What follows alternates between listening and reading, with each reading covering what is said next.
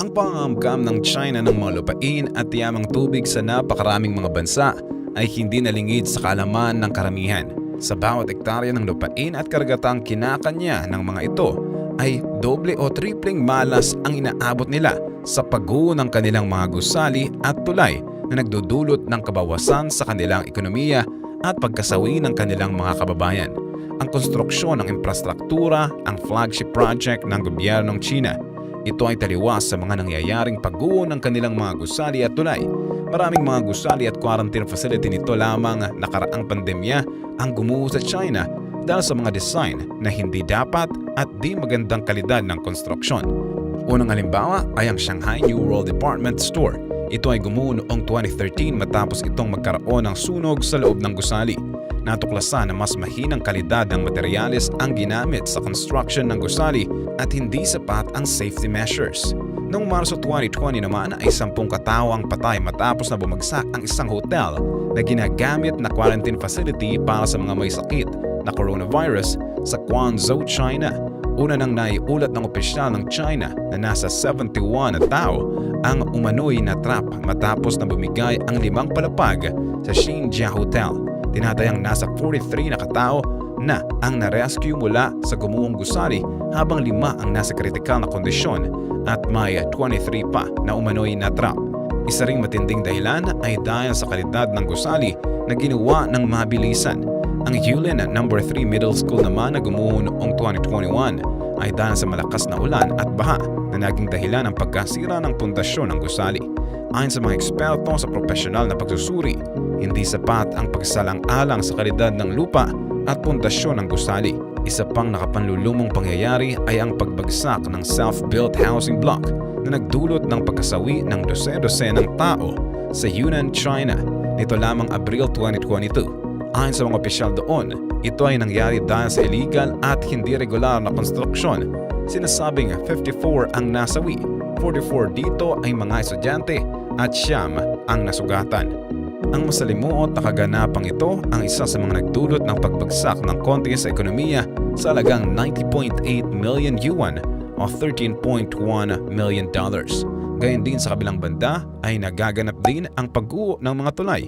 Una na riyan ang Wolong Bay Bridge at Guangzhou's Lady Bridge. Gumuho ang mga ito taong 2011 at ang naging dahilan ng pagguho ay dahil sa malakas na pag-ulan at baha na nagdulot ng sobrang bigat na sinuportahan ng tulay. Noong Hunyo 2011, ang Beipanjiang River Railroad Bridge naman ang gumuho. Ang naiulat na dahilan ng pagguho ay dahil sa pagguho ng lupa dahil sa mahinang suporta ng pundasyon ng tulay.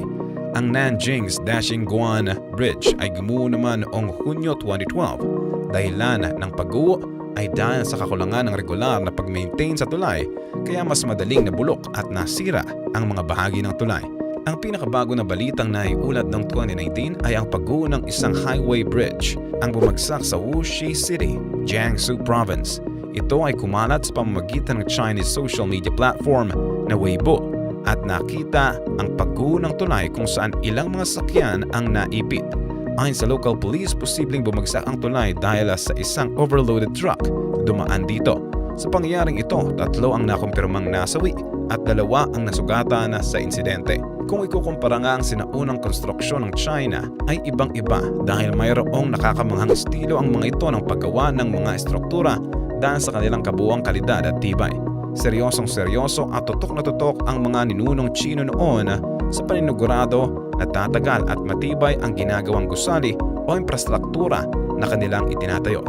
Kaalam, tulad ng pinangako ko sa iyo para matanggap ang 20,000 free ebooks na makakatulong sa iyo, check ang link sa description at comment section ng video ito para mag-join sa ating exclusive Facebook group. Buhay na patotoo ang The Great Wall of China na isang halimbawa ng mga sinaunang gusaling China na nagpapatunay ng kanilang matibay na arkitektura. Ito ay isang napakalaking pader na abot sa 6,000 kilometers na ginawa upang protektahan ng China mula sa mga pananalakay ng mga dayuhan. Ginawa ito noong unang panahon ng dinastiyang Chino at hanggang ngayon, masasabi natin na ito ay isa sa pinakamatibay na gusali sa buong mundo. Ikalawa ang The Forbidden City na isang kaharian ay tinatag noong panahon ng Ming at Qing Dynasty ng Chino kung saan tumira ang mga emperador. Ito ay isang kaharian na may mga palasyo, gusali at hardin na nagpapatunay na ang matibay na konstruksyon at disenyong Tsino ay hindi katulad ng ibang bansa. Sa kabila ng mga kaguluhan at mga digmaan, ito ay patuloy na nakatindig at tumatagal na hindi kayang wasakin ng panahon at kalamidad. Uli ay ang The Terracotta Army na isang halimbawa ng kahangahangang gusali ng China na kinabibilangan ng isang pangkat na ang mga miyembro ay gumawa ng mga rebulto ng mga sundalong gyera, mga kabayo at iba pang kagamitang pangmilitar. Sila ay nakalagak sa ilalim ng lupa sa Xi'an, China at buong tapang na nagpapakita ng kakayahan ng sinaunang Tsino sa paggawa ng malalaking gusali kasama na ang pagpapalaki ng sibilisasyon at pangkalakalan. Ngunit sa kasalukuyan, kapuna-puna ang moderno, ngunit pangit na kalidad ng mga gusali sa China na ginawa para sa mabilis na pagpaparami ng gusali. Ito ang tinatawag na tofu buildings dahil sa kanilang labis na pagkakahilaw at pangit na mga materyales.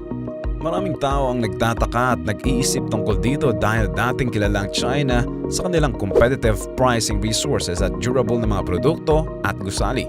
Subalit sa kasalukuyan, ang mga kumpanya ng China ay nangangailangan ng paraan upang makabawas ng gastos. Kaya nagtatangka sila na gumamit ng mas murang materyales at mas mababang kalidad ng paggawa upang mapababa ang cost ng production at construction.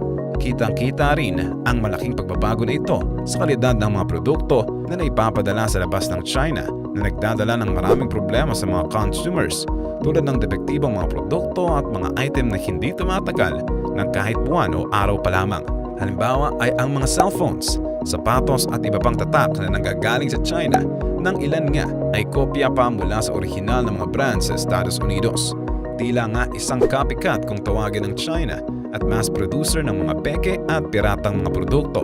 Sa Pilipinas, halos lahat ng matatagpuang produkto ay galing China, lalong-lalo na sa mga palengke. Halimbawa na lamang ang isang sikat na pamilihan na kung tawagin ay Divisoria na matatagpuan sa Maynila. Ang issue ng Sanlu milk powder ay isa sa mga pinakamalaking skandalo sa pagkain sa China. Ang Sanlu milk powder ay naglalaman ng melamine na isang lason na kemikal na ginagamit para magpakita ng mataas na antas ng protina sa mga pagkain. Pinaghalo ito sa gatas upang magbago ang mga resulta sa pagsubok sa kalidad at mapataas ang halaga ng mga produkto. Dahil sa mga produktong ito, maraming mga sanggol at bata ang nagkasakit o namatay dahil sa malubhang pinsala sa bato.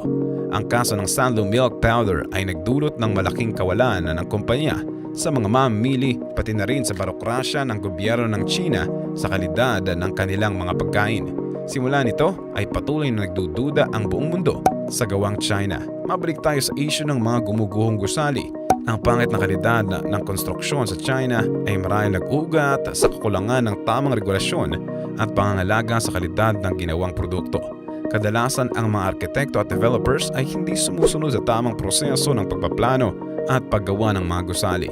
Kaya maraming mga bansa ang natuto sa kanilang mga pagkakamali. Ang pagpapanatili ng mataas na kalidad ng konstruksyon at mahigpit na magpapatupad ng regulasyon ang isa sa mga susi para sa tamang paggawa ng mga produkto at imprastruktura. Sa lahat ng ito, karamba nga ba ng China ang pagguho ng kanilang mga gusali? Ang law of karma ay isang tuntunin sa relihiyon ng Buddhism na nagsasabing ang ginawa mong mabuti o masama ay babalik sa iyo sa takdang panahon. Sa China, ang konsepto ng karma ay hindi lamang para sa individual, kundi para rin sa kanilang bansa. Ang kanilang kasaysayan ng mga paghihirap ay maaaring isang resulta ng kanilang mga nakaraang ginawa. Marahil ang karma rin ay nasa gawin ng tao kung paano niya bibigyang pahalaga ang detalye ng kanyang mga gawain at aksyong isinasabuhay araw-araw. Ang pagtitipid ng pera para sa mga materyales na pantayo ng mga infrastruktura ay buhay ang nagiging kapalit. Ang buhay na sana ay maisasalba kung magiging tapat, masunurin at matalino ang mga ininyero at negosyanteng Chino. Ang karma ay gawa rin mismo ng tao para dito ng kapalaran. Dito rin na ikakabit ang kasabihang nasa huli lagi ang pagsisisi. Kaalam, karma nga ba ito ng China sa lahat ng kanilang kasakiman? Anong reaksyon at masasabi mo sa patuloy na pagguho ng gusali sa China? Kung mayroon ka pang nalalaman Kaalam, huwag mong kalimutang i-like ang ating video at mag-subscribe ka na rin sa ating channel. At sigurading panoorin ang next videos na siguradong magugustuhan mo. Ito ang inyong Kaalam na nagsasabing, knowledge has beginning but no end.